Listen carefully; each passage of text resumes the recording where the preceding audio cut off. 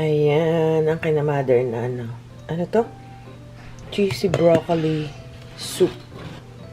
Sarap yan, guys. Naku. Paborito namin. Nilagyan ko lang ng maraming gulay. Yung broccoli at ang tawag doon yung isa pa. Broccoli at cauliflower. Sobrang lamig. Bakit? Ayan, guys. So, ngayon, gabi na. Ano pa lang, alas 4 pa lang, pero madilim na, oh. Hindi na ako hindi na kami nakapunta sa store. Pupunta sana kami kasi magsiset up tayo. Tapos ngayon, madali nang i-check kung may mga nabenta kami kasi sa online. Mati-check na natin kung ano yung nabenta. So, hindi na kami, before, nung hindi ko pa alam yung tungkol dun. Kaya gusto kong pumunta dun lagi. I-check ko kung may nabenta ako. Ngayon, dahil sa online na, doon ko na nga na-check. Kaya ngayon, parang tama rin ako pumunta sa store. Tsaka lalagyan pa natin ng camera. Hanapin ko pa lang kung meron kaming ligaw na parang camera dito. Yung parang CCTV. Kasi palagi kami may collaboration ng ganun eh. So, hindi pa namin napapalagyan. Tapos, marami pa akong ibebenta. Cheesecake. And then, meron akong mga dumating na bagong collaboration for Amazon lang. So, hindi nyo na nakikita to sa aking vlog kasi for Amazon lang to na video. Hindi sa YouTube. So, doon ko lang to pinapost sa ating Amazon storefront. Yeah, may dumating na fidget toys. Ito ay 27 pieces yung dumating. Ganito to, guys. Yan, oh. Tapos, ayan, nagiging siyang cube. Pang-antay, parang anxiety. Pag may anxiety, stress, yan.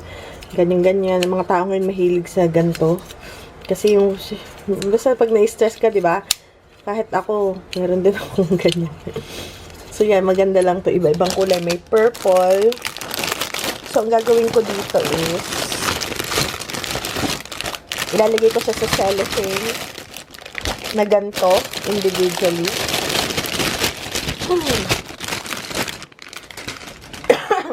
Ilalagay ko siya sa cellophane individually. Ibibenta ko siya per piraso, siguro $2. Ayan, guys. Yan. Tapos, ito pa. Yan yung ipapake ko. Kasi kakarating lang to kahapon. Pa yung mga items na hindi ko pa, yung last na pinakita ko last week, yan, hindi ko pa siya naiitag. Mga laruan. Malaruan kasi mabenta dun. Ito na mga collaboration na sa pusa. Ito rin. Okay, so ito pa. Mga collaboration din to. Yan, yung sa pusa na leash at yung parang damit. Ayan, hindi ko pa guys, ito pa, oh. Marami pa ako, isang kahon pa. Hindi ko pa siya napaprice. Tapos, ito rin, nakuha ko naman to sa Goodwill, $1.99. So, baka mabenta ko to doon sa store natin ng mga, mahal kasi ang gantong brand ito. Mga $6-7. Ano kasi to medyo bawas na eh. Ayan. Or sa online kaya. Sa eBay, hindi ko pa alam. Tingnan natin. So, yan ang ating inaasikaso. Ito talaga excited ako dito. Yan. Then, ubong-ubo pa rin yung panganay ko, guys. Ayan, nagpainit ako ng, ito yung aking kettle from collaboration din to. Gusto ko tong kettle na to. Hindi na ako nagpabayad sa collaboration dito kasi kailangan ko siya. Nung in-offer niya sa akin, hindi na ako nagtatanong kung magkano ang bayad sa collaboration. Kalimitan, guys, may bayad yung collaboration. Pero hindi na ako pagbayad dito dahil kailangan ko ito pagpakulo ng tubig. Ayan, ang bilis lang niya. So, ito meron ako natirang tsaa kagabi. Malamig na. Gusto ko siya mainit. So, sayang naman siya. Hindi natin siya tatapon. Sobrang bilis lang yun. Lagyan mo lang ng tubig. So, saksak mo. And then, ibaba mo lang ganon. After few minutes, meron ka ng hot water. And siyempre, stainless siya sa loob. Kaya gusto ko to. Ayun to, kumukulun agad. Super dali niya lang. Yung para sa mga hotel, di ba, may mga ganito kettle. Ayan, pero magandang quality. Ito, matagal na to sa akin. So, yun, guys. And then, sara ko na yung bintana natin, no? O sige, kitang-kita tayo kasi ang ilaw natin ay tingnan nyo naman. At parang umaga dito sa loob ng bahay. Okay, so yan. Kasi medyo makati na yung aking lalamunan. Kasi nga, di ba yung panganay ko, grabe yung ubo niya guys. Sa gabi talagang mapagkit. So ngayon, dati may napanood ako na honey onion. Tsaka parang may nagsuggest din sa inyo, sa akin, na gawin ko to. So, naglagay ako ng, ito yung gamot daw to talaga sa ubo. Ito yung nilagyan ko ng honey. So, ang nangyari, umorder ako sa Costco ng honey. Ito, 3 ang laman ito, 3 ganito. So, ito yung ginamit ko, raw and unfiltered honey. Dapat daw, merong tatak na ganun. Ayun, yun. Yan. Ano bang sabi dyan?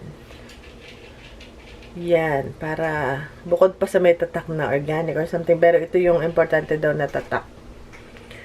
Sabi doon, ako malabo ang mata ko. Basta yung ganun. Certified something. So, ngayon, tama, mayroon kaming natirang onion. Ayun, ito mo, si kuya na ubo-ubo pa siya.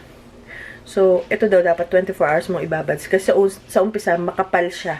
Tapos, habang tumataga, after 24 hours, nagiging liquid na siya. Which is, napansin ko, liquid na siya. Isabihin yung katas ng onion, umano na sa kanya. Natanggal na. So, after 24 hours, i-strain siya. I-strain, tanggalin yung mga yung mga nakalutang, mga sibuyas. And then, ilagay mo siya sa isang glass din. Tapos, lagay sa ref. Parang cough syrup siya na.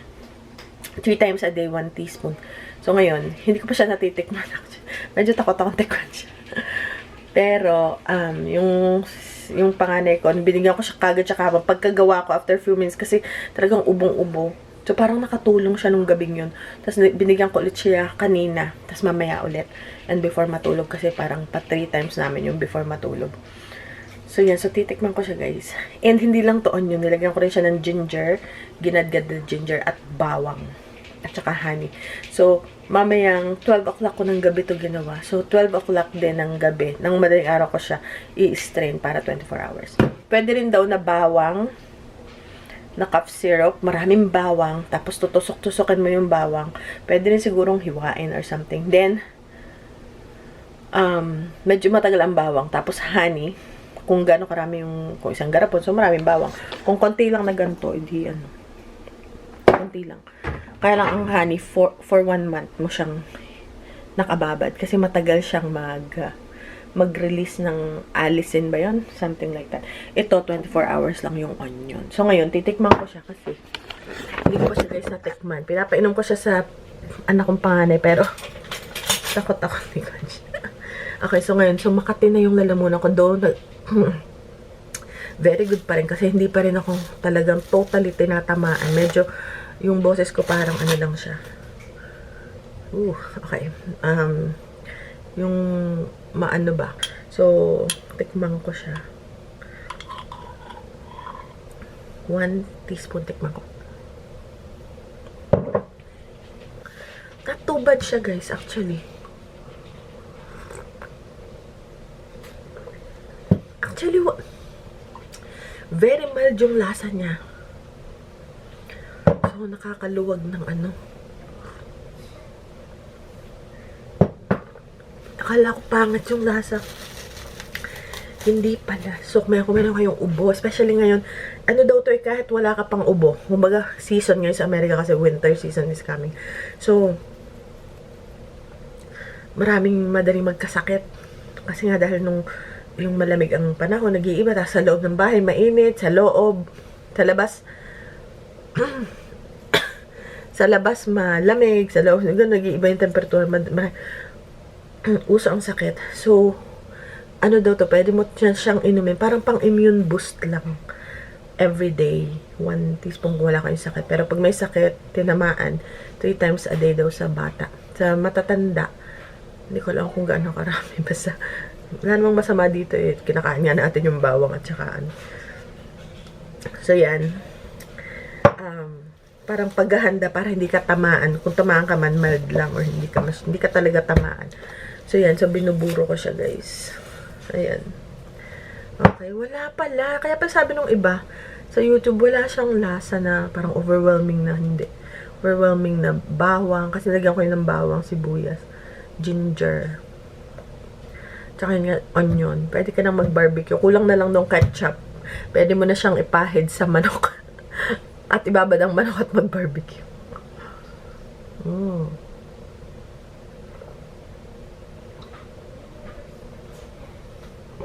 Ginger turmeric. Kasi yung ubo, ang napakahirap pagalingin. Kasi napaparasa yung ano mo ba, yung tiyan, tsaka dibdib.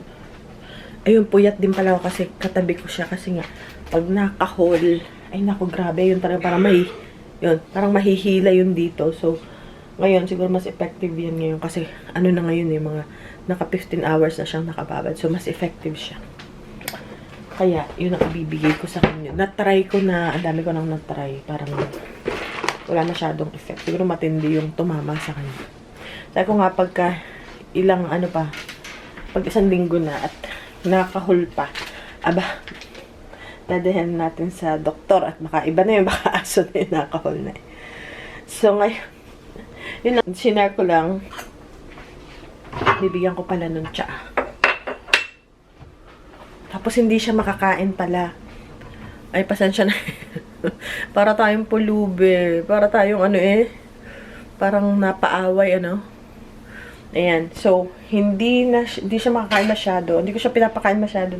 Sabi ko, mild lang, light lang. Kasi nga, yung pag-ubo, sinusuka niya. So, sabi ko, ano ba yan? So, prutas lang. Yan, prutas pwede. Mansanas, ito. Tsaka, ano pa ba? Basta mga light lang na pagkain.